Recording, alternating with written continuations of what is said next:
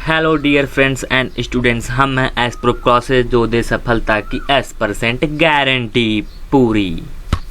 आज के इस वीडियो में एस प्रो प्रोसेस लेकर आया है आपके लिए ग्रामीण परिवेश का पहले चैप्टर का दूसरा वीडियो। पंचायती राज का ये दूसरा वीडियो होने वाला है जिसमें आप पंचायती राज को पूरा पढ़ के फिनिश कर देंगे। जी हाँ, हम आपको बता दें कि इससे पहले हमने पंचायती राज के पहले वीडियो अपलोड कर चुके हैं। यदि आपको उसका लिंक चाहिए तो आप हमारे डिस्क्रिप्शन बॉक्स में जाके उसका लिंक ले सकते हैं। पहले वीडियो में हम आपको बता दें दोस्तों कि हमने पंचायती राज को पूरा पढ़ा था, जिसमें हमने उसके प्रमुख समितियों के बारे में अध्ययन किया था। जिसमें पहली समिति थी बलवंत राय मेहता समिति, उसके बाद दूसरी समिति बनी थी अशोक मेहता समिति, उसके बाद तीसरी समिति बनी थी GV राव समिति, उसके बाद चौथी समिति बनी थी LM सिंघवी समिति, उसके बाद लास्ट समिति बनी थी जो कि PK थुंगल समिति बनी थी। और इसके बाद इसको हमारे प्राइम मिनिस्टर राजीव गांधी ने 64वां संविधान संशोधन बिल लेकर आया और इसे लोकसभा में पास करा दिया, लेकिन वो पूर्ण बहुमत से राज्यसभा में नहीं पास हो पाई और उसके बाद इस बिल को नकार दिया गया।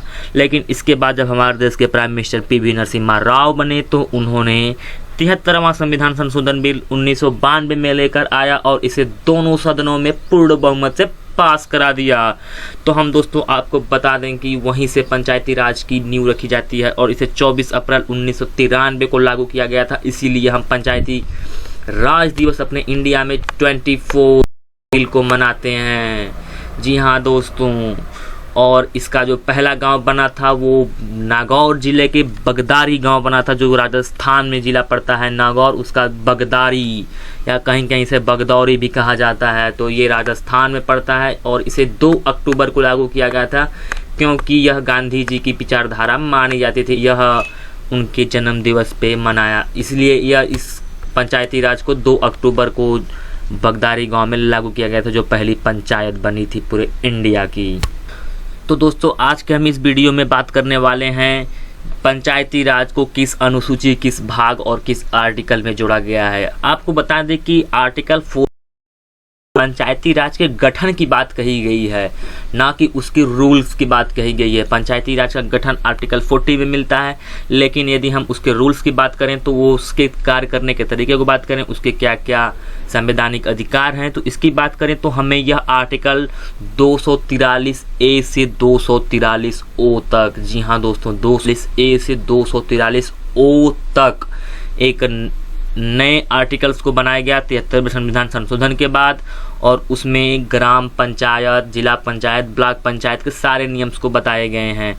यदि हम बात करें तो पंचायती राज को केंद्र सरकार ने लाया जरूर है, इसे लागू जरूर किया, लेकिन ये अलग अलग राज्य के अलग अलग नियम पे काम करता है। साफ साफ शब्द में कहें दोस्तों तो पंचायती राज के जितने भी विधेयक होते हैं, जितने भी नियम होते हैं, एक शब्द में कहें तो वो सब राज्य सरकार के अधीन होते हैं। जी हाँ दोस्तों, राज्य सरकार के अधीन होते हैं। ये राज्य सरकार के ऊपर दिया गया कि वहाँ पे किस तरह के पंचायती राज को नियम बनाने हैं, कैसे वहाँ पे डेवलपमेंट करने हैं, कैसे काम करने हैं। तो ये सारे नियम जो हैं वो राज्य सरकार के ऊपर छोड़ दिया गया है।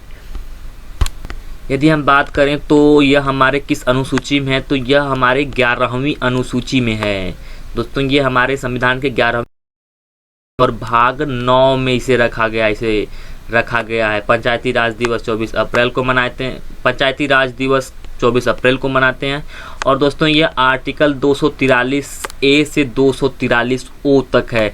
तो हम बातें करेंगे इस आर्टिकल्स की महत्वपूर्ण बातों के बारे में जो कि हमारे आर्टिकल्स हैं, तो हम जानते हैं इसी वीडियो में। दोस्तों यदि आपको हमारा वीडियो अच्छा लगा हो तो इसे लाइक ज़रूर करें, सब्सक्राइब करें हमारे चैनल को और इसे ज़्यादा से ज़्यादा शेयर करें, क्योंकि ग्रामीण परिवेश एक ऐसा सब्जेक्ट है जो कि बस एग्ज़ाम के पर्पज़ से नहीं पढ़ा जाता है, बल्कि इसे हम नॉलेज के पर्पज़ से भी पढ़ सकते हैं, क्योंकि ये हमारे नॉलेज को बढ़ाता है कि हमारे ग्रामीण अंचल में क्या क्या रूल्स हमें संविधान देता है, हमें क्या हक है हमारे ग्राम प्रधान या जिला पंचायत से लेने के लिए, और इसके कार्य करने के तौर तरीके क्या हैं, जिससे हम समाज में एक अच्छा वक्ता बन सकें।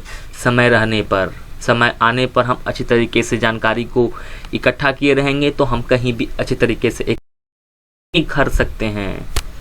यदि हम दोस्तों बात करें तो 243A में जो है वो ग्राम सभा के बारे में कही गई है बात। ग्राम सभा के बारे में देखिए दोस्तों, ग्राम सभा क्या होती है? जो हमारी एक ग्राम पंचायत होती है उसके अंदर जितने भी वोटर्स होते हैं वो एक एक ग्राम सभा होते हैं। मान लीजिए आप एक वोटर हैं जो उस ग्राम पंचायत चुनाव के दौरान अपना वोट डालने का अधिकार रखते हैं। वहाँ की एक वोटर लिस्ट आती है अलग अलग ग्राम पंचायत की। उस यदि वोटर लिस्ट में आपका नाम है तो आप एक ग्राम सभा हैं। तो जितने भी वोटर्स होते हैं, टोटल नंबर्स ऑफ वोटर्स, जितने भी टोटल नंबर्स ऑफ वोटर होते हैं वो बनती है एक ग्राम सभा। वोटर्स को ग्राम सभा कहते हैं एक शब्द में समझे तो।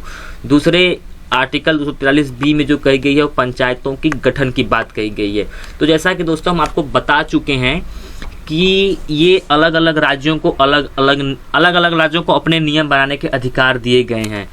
प्रायः जिन राज्यों की जनसंख्या 20 लाख से कम है उनको ये रूल बनाने में छूट है कि आप चाहें तो पंचायती राज को अपने यहाँ न लाएं, क्योंकि आपकी जनसंख्या काफ़ी कम है। हमारे देश का एक इकलौता राज्य है जो 4 चरणों की 4 टायर की पंचायत रखता है। 4 स्तरीय पंचायत यहाँ पे होती है बंगाल में। दोस्तों ये क्वेश्चन PCS में भी पूछा जा चुका है कि देश के किस राज्य में 4 स्तरीय पंचायत है, तो वो है पश्चिम बंगाल। लेकिन और सभी राज्यों में 3 स्तरीय की पंचायत पाई जाती है।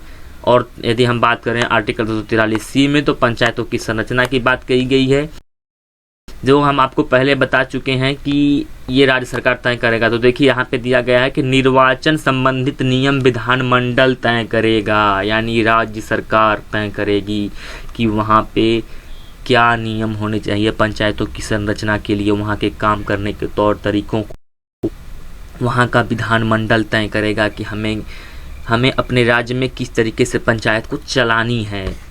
ना कि केंद्र सरकार इसे लाया जरूर है, लेकिन ये कार्य करने के अधिकार विधानमंडल को दिया गया है। ये बात आपको स्पष्ट तरीके से जाननी होगी कि ये राज्य सरकार के अधीन आता है, इसके कार्य करने के तरीके राज्य सरकार के अधीन आते हैं।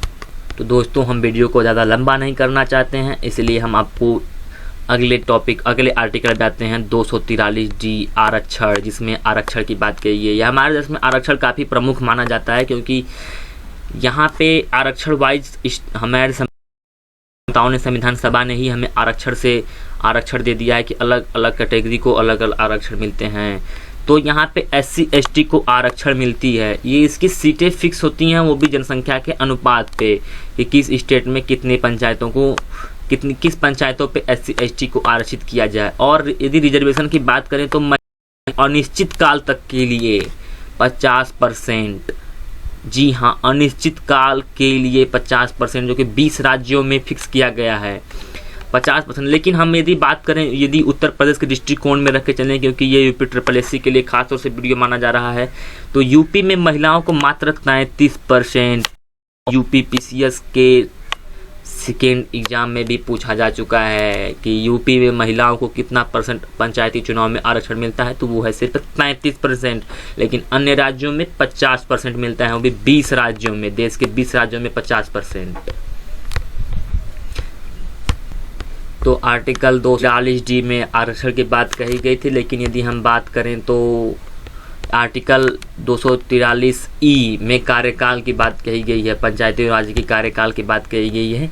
तो इसका जो कार्यकाल होता है वो चुनाव होने के प्रथम बैठक की तिथि से 5 वर्ष तक के लिए मान्य होता है। 5 वर्ष तक के लिए मान्य होता है, और 1 वर्ष में 2 बैठक अनिवार्य मानी जाती है। और 243F में अयोग्यता की बात कही गई है। राज्य विधान द्वारा चुने गए योग्य होना चाहिए। यदि वो राज्य पंचायती चुनाव लड़ना चाहते हैं तो उसे राज्य विधान द्वारा चुने योग्य होना चाहिए, और कोई अयोग्यता की इसमें बात नहीं कही गई कि आप कितना योग्य हैं, क्या होना चाहिए, ये कोई नहीं संविधान में लिखा गया है। बस वहाँ पे अयोग्यता बता दी गई है कि आपके अंदर ये क्वालिटी ना होनी चाहिए, नहीं तो आप इस चुनाव को लड़ने के लिए अयोग्य हैं। और एज की बात कही गई है, वहाँ पे यदि आप 21 वर्ष के हैं, लेकिन ऐसे तो 25 वर्ष दिया गया है, लेकिन 21 वर्ष तक आप हैं तो आप ये चुनाव लड़ सकते हैं। 200G में कार्य की शक्तियाँ दी गई हैं। कार्य एवं शक्तियाँ हैं कि आप पंचायतों को कितना कार्य दे सकते हैं, उनकी क्या क्या शक्तियाँ हैं। 243H की यदि हम बात करें तो कर लगाने की शक्तियाँ दी गई हैं इसमें। ग्रामीण स्तर की कर, ज़्यादा कोई बड़े टैक्सेस होते नहीं है, यदि गाँव में कोई मेले वेले लग रहे हैं तो वहाँ पर आप टैक्स लगा सकते हैं। और यदि गाँव में पानी की व्यवस्था, टंकी की पानी सप्लाई नहीं होती है, लेकिन यहाँ जहाँ पे ऐसी व्यवस्था पॉसिबल है तो वहाँ पे आप पानी की कर भी ले सकते हैं, पानी का भी कर लग सकता है। लेकिन वैसे कोई खास प्रयोजन नहीं होते हैं गांव में जहाँ पे कर लगाया जा सके। एकाक मेले मेले ज़्यादा ही देखे गए हैं। और आय की बात करें हम तो राज्य के वित्त आयोग का जो कार्य है वो समीक्षा करना है, और उसका जो गठन करते हैं वो राज्य के राज्यपाल करते हैं। वित्त आयोग का गठन, राज्य का वित्त आयोग जो होता है, इसका कार्य होता है कि वो अपने पंचायतों की समीक्षा करेंगे, पूरे राज्य के पंचायतों की समीक्षा करेंगे कि वहाँ पे कितने कार्य हो रहे हैं, कैसे कितना कार्य होना चाहिए, कहाँ पे कितना फंड देना है। और जो इसका गठन होता है वो राज्य के राज्यपाल के हाथों में होता है। तो आई और आई के बाद के एक लास्ट है जो प्रमुख आर्टिकल्स हैं, बस हम उन्हीं की बातें कर रहे हैं। JHI हटा रहे हैं, के ले रहे हैं, ये काफ़ी है अच्छा आर्टिकल है। निर्वाचन आयोग का, पंचायतों के चुनाव जो होते हैं वो निर्वाचन आयोग के आधार पे होते हैं। निर्वाचन आयोग कराता है पंचायतों का चुनाव। और जिला, शहरी, ब्लॉक, ग्राम आदि जितने भी पंचायती चुनाव होते हैं उन सभी का जो होता है वो इलेक्शन की जिम्मेदारी निर्वाचन आयोग की होती है। तो इस वीडियो में बस हम इतना ही है, और यहीं से हमारा पंचायती राज देखें तो समाप्त भी हो जाता है। लेकिन यदि हम बात करें आधुनिक पंचायत की, तो आधुनिक पंचायत कही जाती हैं आज की डेट में। आधुनिक पंचायतें वो 3 स्तर की पंचायतें होती हैं। पहला जो पंचायत, दूसरा खंड पंचायत या प्रखंड पंचायत जिसे हम ब्लॉक भी कहते हैं, और तीसरी पंचायत है वो जिला पंचायत है। तो दोस्तों ये रहा आपका ग्रामीण परिवेश का पहला चैप्टर पंचायती राज, जो कि पूरी तरीके से समाप्त हो चुका है। यदि आपको कोई अन्य जानकारी चाहिए तो आप हमें कमेंट बॉक्स में लिख के ज़रूर कह सकते हैं। यदि आपको इस पे प्रीवियस ईयर के क्वेश्चंस के वीडियो चाहिए तो आप उसके लिए भी हमें कमेंट बॉक्स में ज़रूर लिख सकते हैं। हमारे वीडियो को लाइक करिएगा, शेयर करिएगा, ज़्यादा से ज़्यादा फ्रेंड्स को बताइए, अपने रिश्तेदारों को बताइए, अपने घर में बड़े लोगों को बताइए कि पंचायती राज क्या होता है, से वो जान सकें और अपने मांगों को पंचायत के सामने रख सकें, उनके कार्य करने के तरीके जान सकें। और भारत में पंचायती राज के जो जनक कहे जाते हैं वो हैं लॉर्ड रिपन। तो हमारे चैनल को सब्सक्राइब करें। Thank you. जय हिंद, जय भारत। एस प्रूफ क्लासेज आपको गारंटी देता है पास होने की।